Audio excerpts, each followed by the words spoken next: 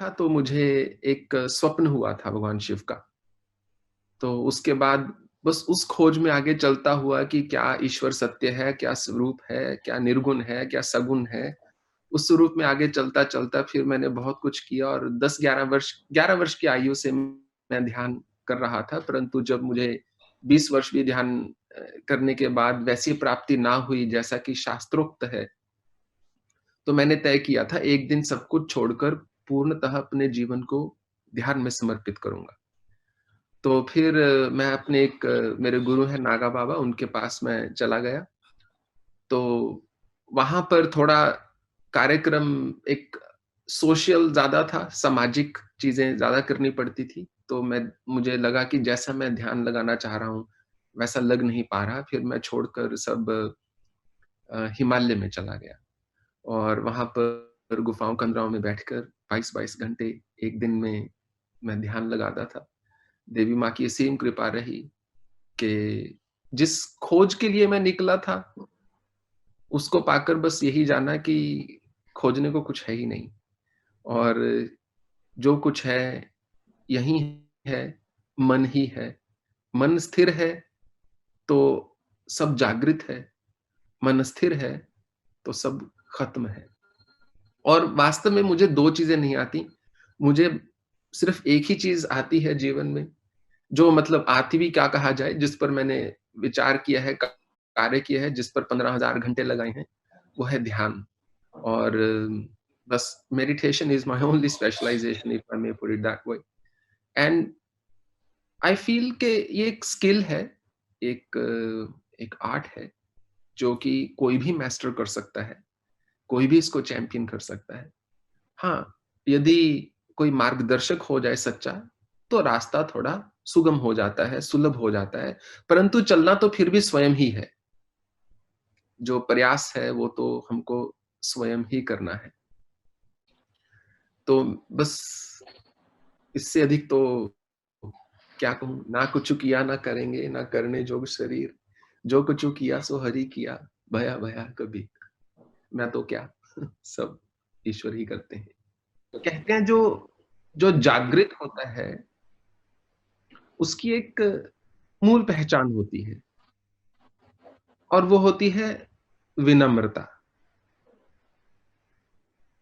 जब पिछली बार हम आपसे मिले तो मुझे ऐसा कहने में 1% भी संशय नहीं है कि आपसे अधिक विनम्र व्यक्ति मैंने नहीं देखा अपनी ज़िंदगी में। तो पत्री जी महाराज की विनम्रता देखकर मेरे हृदय एकदम पुलकित हो गया और जैसा कि हमने कहा कि जो जागृत होता है, जो वास्तव में अवेकन्ड है, बुद्ध है, स्थित प्रज्ञ है, समाधिस्थ है, वो विनम्र ज़रूर होगा। जो केवल योगी है, केवल श्रेष्ठ है या केवल जिसके पास 4 सिद्धियाँ हैं या वो भी नहीं है, उसमें अहंकार होगा। जो भीतर से जितना अधिक परिपक्व होता है, उसमें विनम्रता उतनी अधिक होती है। कहते हैं एक बार मैंने एक श्री गुरु नानक देव जी के जीवन काल से एक मुझे छोटी-सी कथा याद आ गई। एक बार वो मर्दाना के साथ अपनी उदासियों में चलते हुए एक गाँव में रुके। उस गाँव में कोई भी उनको पहचान ना पाता। होता है हर युग में, हर काल में जब बड़े-बड़े संत आते हैं या भगवान स्वयं आते हैं, हर कोई नहीं उनको पहचान पाता। तो कोई उनको पहचान ना पाया, किसी ने उनको ज़्यादा कुछ भोजन ना दिया, आमंत्रण ना दिया, कुछ किसी प्रकार से कुछ भाव ना व्यक्त किया। तो 2 दिन के बाद गुरु नानक देव जो हैं वहाँ से चल पड़ते हैं मर्दाना के साथ और जाते हुए कहते हैं, "मर्दाना, इस गाँव के लोग सदा बसे रहें। ये गाँव के लोग हमेशा एकत्रित होकर सदा बसे रहें।" तो मर्दाना मन ही मन बहुत दुखी था कि मेरे जो गुरु हैं, गुरु साहिब जिनको मैं भगवान मानता हूँ, जिनको साक्षात ईश्वर मानता हूँ, उनका सत्कार, आदर नहीं हुआ, परंतु वो चुप रहा। अगले गाँव में जाते हैं, तो क्या देखते हैं कि वो गाँव वाले जैसे ही पता चलता है कि गुरु नानक देव आ रहे हैं, भागे चले आते हैं गाँव के परिसर पर, वहीं से उनके लिए पालकी लाई जाती है, उनके चरण पखारे जाते हैं, फूलों से उनका आगमन होता है, भोजन व्यवस्था सब प्रकार की जाती है। और बहुत ही आदर-सत्कार किया जाता है गुरु नानक देव का, जिनका कि वो पूरी तरह से पात्र थे। समय थोड़ा-सा बीतता है, गुरु नानक देव वहाँ पर 7 दिन रुकते हैं। 7 दिन रुकने के बाद जब वहाँ से चलते हैं, तो कहते हैं, "मर्दाना, ये गाँव के लोग उजड़ जाएँगे, इस गाँव को उजड़ना चाहिए।" मर्दाना सुनकर सक-पका जाता है। मैं गुरु आपसे एक मेरा संशय था, मन में प्रश्न आ गया, क्या मैं आपसे पूछ सकता हूँ? गुरु नानक देव ने कहा, "हाँ, पूछो।" मैं समझ नहीं पाया।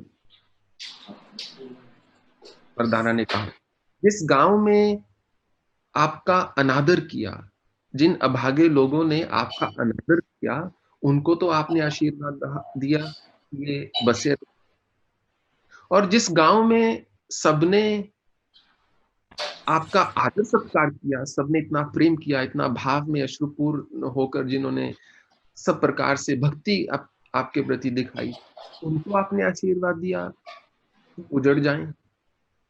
ये मेरी समझ में नहीं आया। वो तो आपकी कृपा के हकदार हैं।"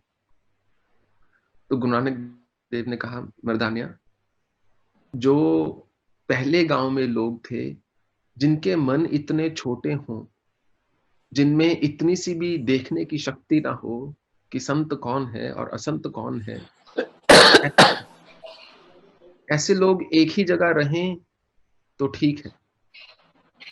यदि ये बिखर गए, फैल गए, तो अपनी सोच जाकर जगह-जगह फैलाएँगे। परंतु जो दूसरा गाँव था, जिसमें सात्विक भाव के साथ हमारे सनातन धर्म की रक्षा करते हुए या धर्म के एक पथ पर चलते हुए सबने इतना आदर-सत्कार दिया, ऐसे लोग तो पूरे भारतवर्ष में, पूरे विश्व में फैल जाने चाहिए, क्योंकि पुष्प जहाँ जाएगा अपनी सुगंध वहीं पर देगा। तो मैं वैसे ऐसे कहता नहीं, परंतु मेरा दृढ़ विश्वास है मन से कि पत्री जी आप जो ये समाज के लिए सेवा कर रहे हैं और ये एक ध्यान को आप आगे लेकर जा रहे हैं, ये एक बहुत ही बड़ी विलक्षण बात है अपने आप में। मैं आज के युग में इस आयु में होकर भी थक जाता हूँ और किसी से मिलना नहीं चाहता, कहीं आना नहीं चाहता, कहीं जाना नहीं चाहता। परंतु आप निरंतर 24 घंटे समाज के कार्य में लगे हुए हैं। इसके लिए पूरा भारतवर्ष जो है, आपके लिए आपका धन्यवादी है और ये मैं हृदय से कह रहा हूँ।